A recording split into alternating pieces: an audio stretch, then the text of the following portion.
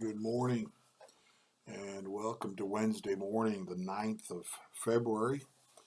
No song lyrics today, but a story. I think we know it well, and yet I don't think we visit it very often, unfortunately.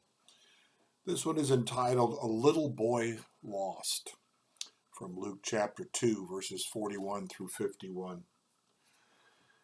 That Mary was one of Luke's eyewitnesses can almost be taken for granted. A reliable tradition says Luke wrote his gospel in the city of Ephesus, and there is every indication that Mary was living with the disciple John in that same city. Luke's gospel knows what Mary is thinking and feeling. Luke tells stories that only Mary could have told, and from her point of view, she is one of his sources. The mother of Jesus, and he puts that with an exclamation point. Put that as a footnote in your paper, son. I got this from Mary, the mother of Jesus. One story that could have only come from her is the single incident we have from the childhood of Jesus. We are told he is only 12 years old.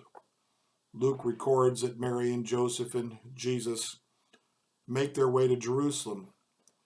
It is a journey Jesus will make 3 and sometimes 4 times every year, spending as much as 3 months of each year going back and forth to Jerusalem.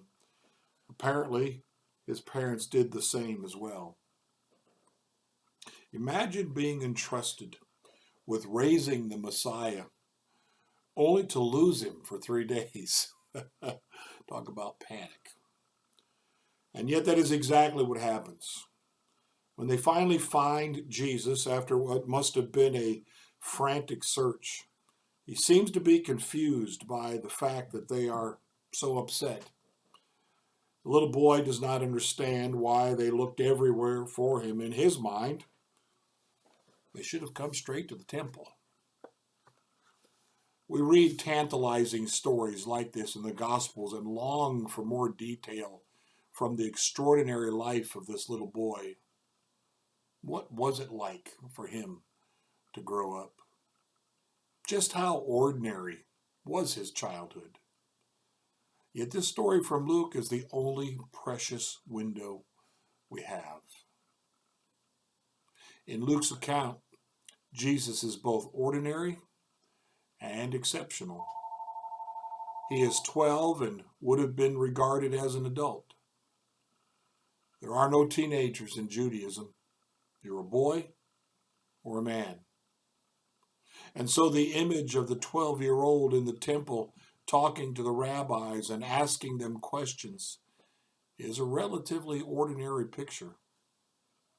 Although it is sometimes presented as out of the ordinary, as proof of his young genius that the teachers would be asking the 12-year-old Jesus questions, is ordinary as well.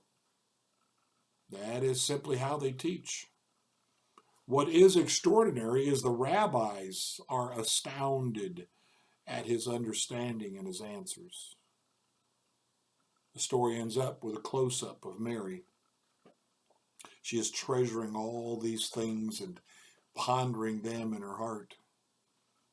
This will no doubt be an experience she will have over and over again in the 18 or so years she has left with Jesus. Ordinary moments, punctuated by extraordinary experiences that are simply beyond her imagination. I would like that last sentence to characterize my Christian life. Characterize your Christian life.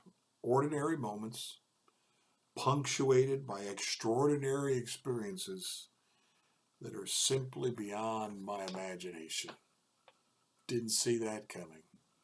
Didn't think that would happen. Didn't expect that.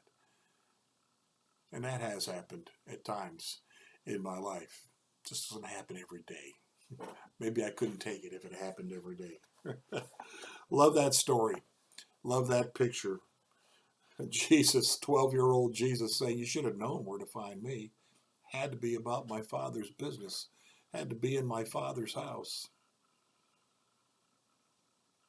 Be great to have a whole church filled with children like that. Have a household filled with children like that. Blessings to you today.